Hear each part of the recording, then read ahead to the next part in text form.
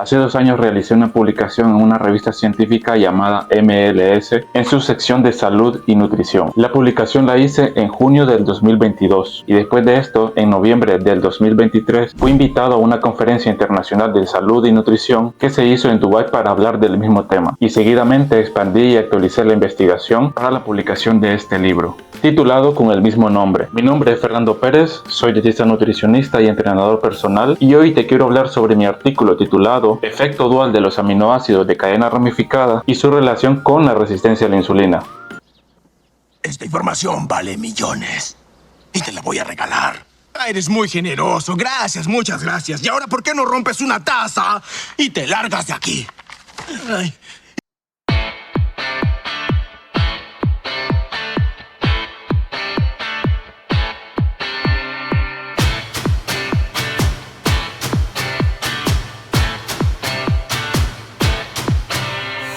Los aminoácidos de cadena ramificada comprenden la leucina, la isoleucina y la valina, y que comúnmente se conocen como BCAA por sus siglas en inglés. Junto con otros aminoácidos, los BCAA forman parte de un grupo de aminoácidos llamados proteinógenos. Esto quiere decir que forman parte de las proteínas de nuestro cuerpo, y entre esas proteínas tenemos las que están formando el músculo esquelético. Y de hecho está demostrado que nuestros músculos están compuestos hasta un 32% de BCAA. Y de hecho es por esta razón que estos aminoácidos han sido ampliamente utilizados como propaganda en la suplementación deportiva, especialmente cuando hablamos del gimnasio o el aumento de masa muscular. Pero de este tema vamos a hablar más adelante. Obligatoriamente tenemos que consumir aminoácidos de cadena ramificada en los alimentos, ya que nuestro cuerpo no los puede fabricar. Es por eso que también son conocidos como aminoácidos esenciales, y algunos alimentos ricos en BCAA están, por ejemplo, las carnes rojas y blancas, leche y derivados, quinoa, soja, legumbres, nueces y semillas. Hasta aquí todo bien y normal, pero así es, tenía que haber un pero. Se ha descubierto que algunas personas tienen concentraciones altas de BCAA en el plasma sanguíneo, y este alto nivel en plasma fue relacionado con la propensión de tener resistencia a la insulina. Vamos a hacer un pequeño paréntesis en esta parte para explicarte brevemente qué es la resistencia a la insulina. Cuando comemos carbohidratos, estos son digeridos y absorbidos para pasar a sangre en forma de glucosa, ya que la glucosa tiene que entrar en las células para ser utilizada, y para que pueda entrar en las células es necesaria la ayuda de la insulina, producida por el páncreas. En otras palabras, la insulina funciona como una especie de llave que abre un cerrojo en la célula para que la glucosa puede entrar. Cuando la insulina no puede llevar a cabo esta función, se crea la resistencia a la insulina, y si este problema continúa a lo largo del tiempo, puede llevar a diabetes tipo 2 y otras complicaciones. Y entre las varias razones que pueden llevar a la resistencia a la insulina, estos estudios han señalado que los BCAA son una de ellas. Ahora, para que veamos la importancia de esto, tenemos que saber que los BCAA tienen que estar en un muy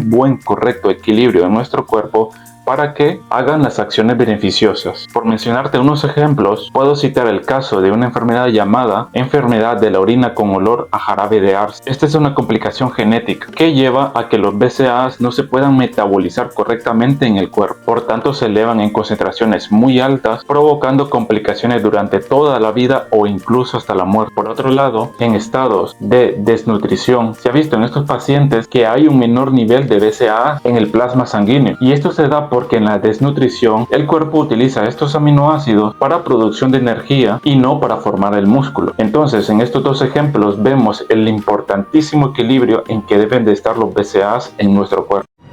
Es bonito, ¿verdad?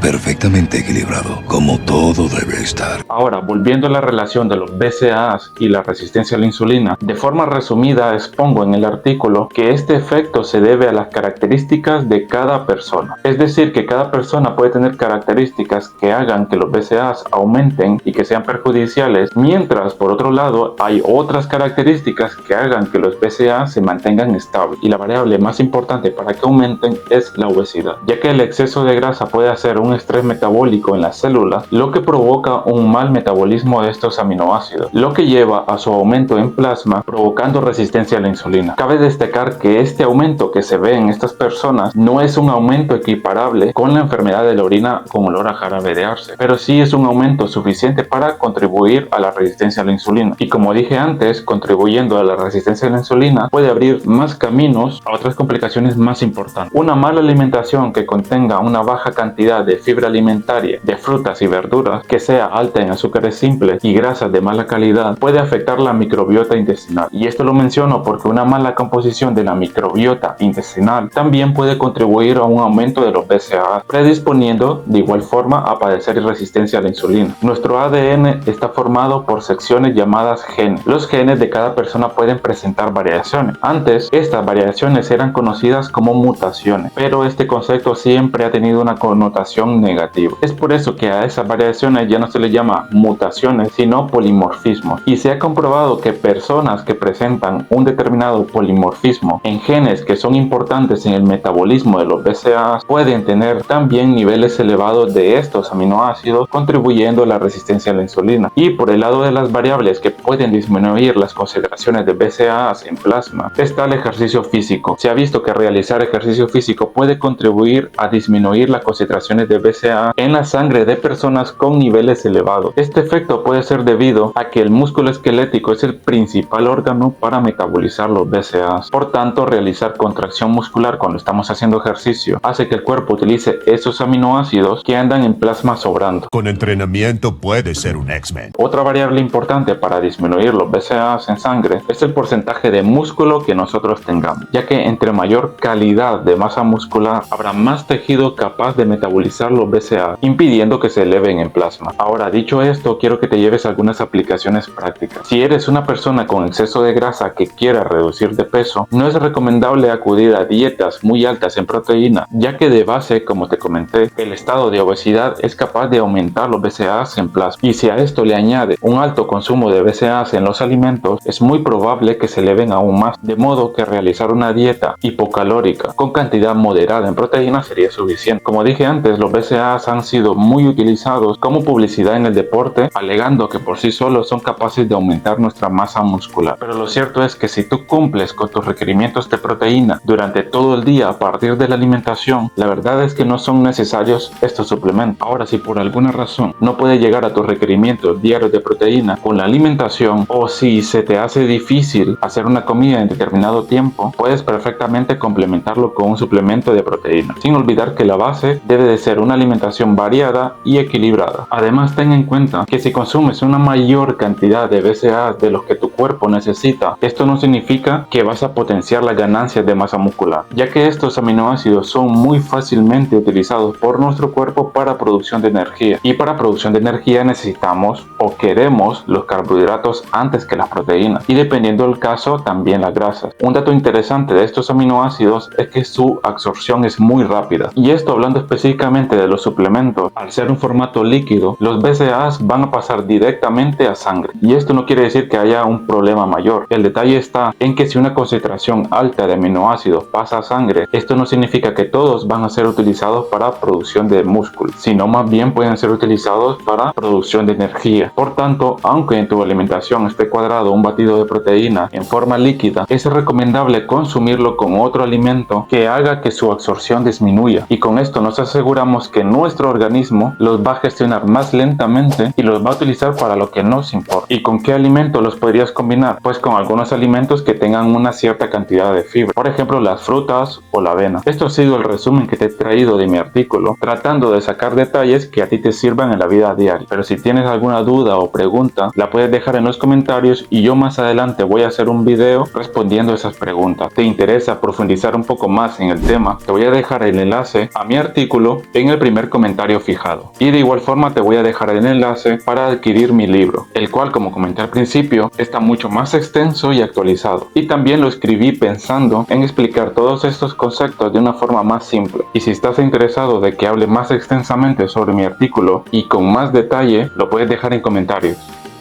También te recuerdo que si buscas un asesoramiento personalizado de nutrición o de entrenamiento, puedes contactarme directamente a mi correo que te lo dejo en la descripción. Muchísimas gracias, doy clases los jueves, no cobro mucho. Y también te recuerdo que tengo una novela de ficción publicada en Amazon, así que si eres un amante de la lectura, me encantaría conocer tus comentarios después de haberla leído. Esto ha sido todo por hoy, hasta la próxima.